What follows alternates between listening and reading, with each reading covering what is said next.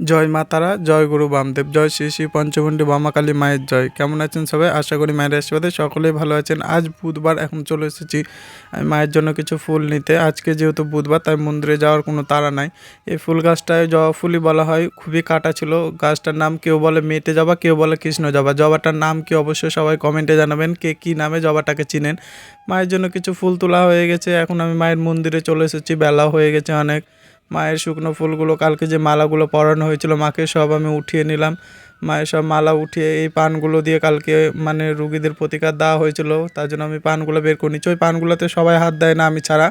মায়ের জন্য যে সব ফুল নিয়ে আসলাম সেগুলো সব একটা ঝাঁকায় ঢেলে নিলাম। এখন আমি মায়ের গা হাতগুলো মুছিয়ে দিচ্ছি গোলাপ, অগরু, গঙ্গা জল দিয়ে মায়ের গা হাত মুছিয়ে মাকে ফুল দিয়ে সাজিয়ে প্রস্তুত করছি মায়ের নিত্য সেবার জন্য। মাকে কেমন লাগছে অবশ্যই সবাই কমেন্টে জানাবেন।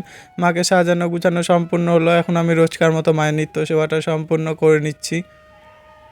মায়ের কাছে এই কামনাই করি, মা যেন সবার মনস্কামনা পূর্ণ করে, সবাইকে ভালো রাখে, সবাইকে সুস্থ রাখে। আমার নিত্য সেবা সম্পূর্ণ হয়ে গেল। আজকের ভোগটা দিয়েছে মালদার একটা ভক্ত, মাকে আজকের ভোগ দিয়েছে। আজকের জন্য এইটুকুই রইলো। দেখা হচ্ছে পরের ভিডিওতে। সবাই ভালো থাকবেন, সুস্থ থাকবেন। জয় মা তারা, জয় গুরু বামদেব।